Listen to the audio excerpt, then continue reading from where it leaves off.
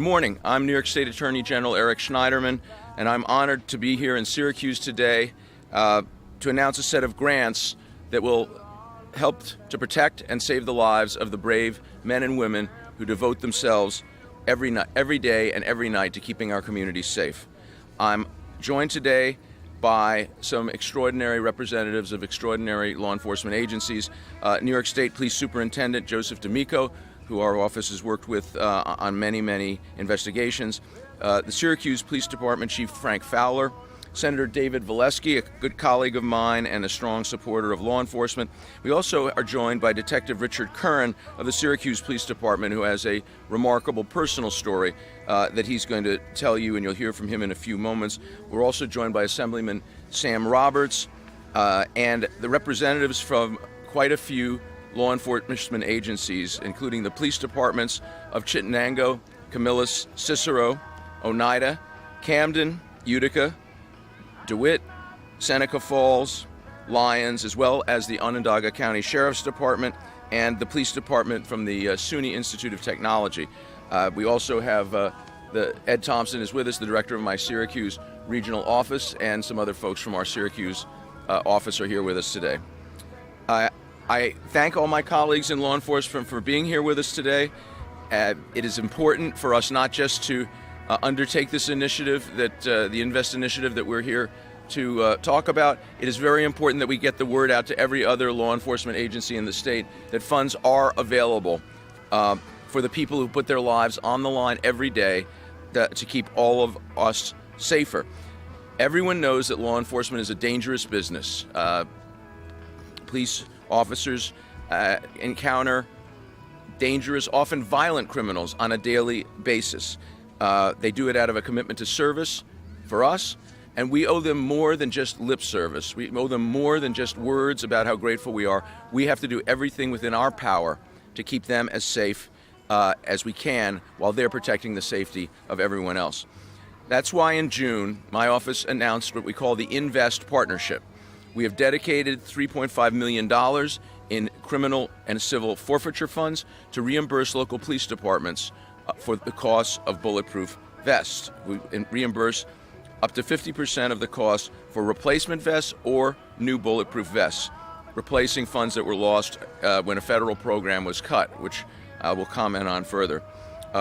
Detective Kurin very well might not have been standing with us here today had he not been wearing his bulletproof vest on the night of April 13, 2009, when he and his partner pulled over a vehicle on South Salina Street. The subject opened fire on them and hit Officer Detective Kurin twice. One round struck him in the back, but his life was saved by the bulletproof vest, and I believe he brought the vest today that actually was the lifesaver. We opened up a grant application process for all law enforcement agencies on June 9th, and today we're announcing the funding awards for agencies throughout Central New York. I'm proud to announce that Central New York law enforcement agencies will be receiving $177,000 to support the purchase of 431 life-saving bulletproof vests.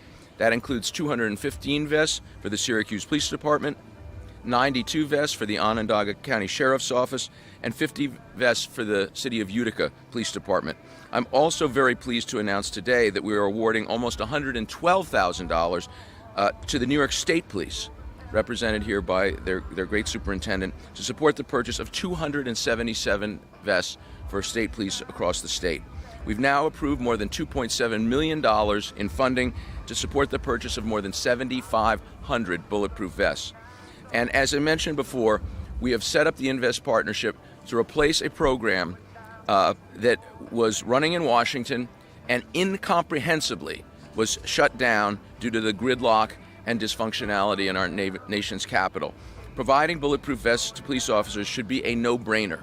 And since 1984, 95 New York State law enforcement officers have lost their lives, including 2 in Central New York. No police officer should have to go to work without at least having a bulletproof vest, which is why Congress passed in 1998 a grant program to reimburse police departments 50% of the cost of the bulletproof vest. New York State, in the course of that program, received $25 million and purchased 212,000 bulletproof vests. This was a good program that was working. They saved lives. but the things in Washington have gotten so bad that even this simple, helpful, non-controversial program had its funding cut. Since 2010, New York State has seen federal funding for vests fall by 81%. It's disgraceful, it's unacceptable, and in the state of New York, we're not going to let our police officers go out without bulletproof vests. So that's why my office has stepped up and is using civil and criminal forfeiture funds to replace the money we've lost from Washington. I also, just so you all know, am lobbying very heavily in Washington. I'm hopeful that they will come to their senses and start funding this for law enforcement agencies all over the country. And I have spoken to people at the Department of Justice, and I've spoken to people in the White House about this.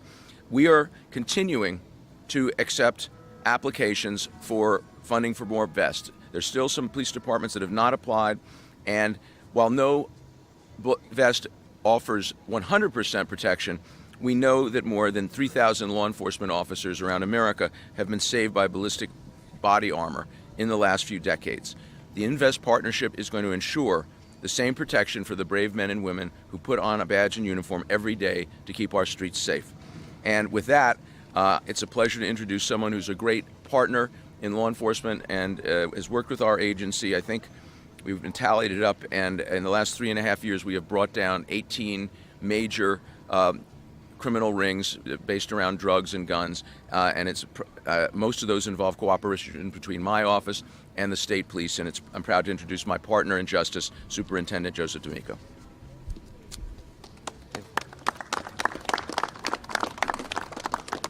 Thank you, Attorney General Schneiderman. You heard the numbers. Over 3,000 officers saved nationwide with bulletproof vests. I mean, what more proof do we need that it works? Vests save lives. I'll tell you my own personal experience with bulletproof vests. Many years ago, I was with a number of officers, and we were searching for a gunman in a building.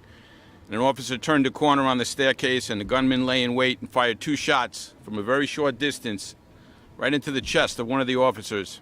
Her bulletproof vest took both rounds, and she walked away that day with no more than some severe bruising and a little bit of bleeding. You know, it allowed her to go on and get married and have a family. That would never have happened. That would have been it for her. So, I mean, I'm convinced. When I started many years ago, you know, we recommended people wear vests. We didn't mandate it. Today, we're much smarter in law enforcement, and we realize the value of vests as a tool to keep our officers safe. We mandate all of our troopers, as many departments do, all of our troopers wear vests when they go out. Whether they're investigators or uniforms, they wear them every day on patrol. And, you know, it's as important as any other piece of equipment our officers carry, whether it's a radio or a handcuffs or a sidearm. It may be more important to wear that vest. So this inVEST program is going to be a tremendous asset to all of us. I can only speak for the state police. You know, we all have difficult fiscal times we go through. And buying vests is a priority for us. So what happens is we buy vests sometimes at the expense of other equipment that our officers need.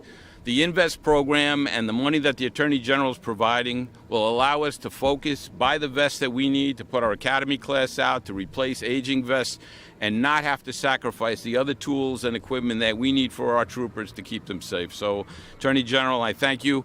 I thank you for your leadership, and something that you said, we have been great partners. Over the last couple of years, together with local law enforcement, we've done so many great cases and dismantled so many drug operations, and you know, I value that partnership. So thank you for your leadership, thank you for your partnership, thank you for this program and for keeping our officers safe. Thank you very much. Thanks, Joe. Thank you, and now I'd like to bring up your own great Police Chief, Syracuse Police Department Chief Frank Fowler. Good morning. Thank you, Attorney General. The timing of this could not be better for the city of Syracuse, and I'll give you 3 quick reasons why. Number one, yesterday I swore in 35 brand new police officers, and as you all know, we haven't hired police officers for a while. These 35 police officers will be equipped with these vests that we're going to get from the inVEST program. Second reason is that that's going, like the superintendent said, that's going to free up money. The money that we're going to have to purchase vests for our officers anyway.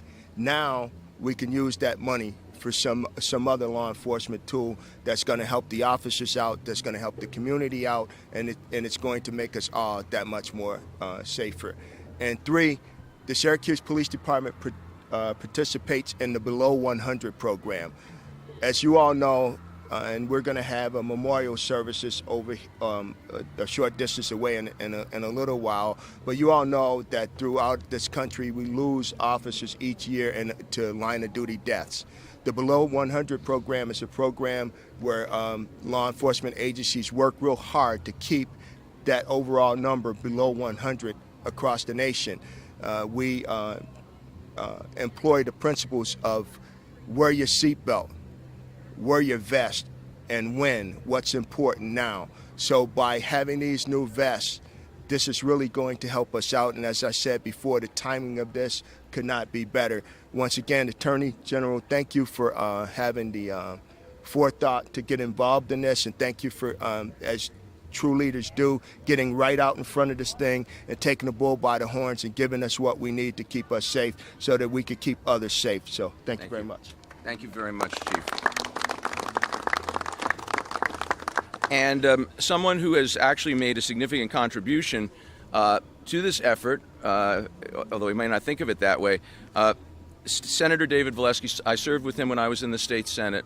He was a real advocate for being smart and tough on crime, for reforming criminal justice laws, and he was with me when we passed a comprehensive overhaul of our drug laws, including creating the major trafficker statute, which is where a lot of the leaders of these drug rings we have taken down have ended up in prison essentially for the rest of their lives under that statute that he and I both voted for. It's a pleasure to have the great state senator that represents this area here today, David Valesky.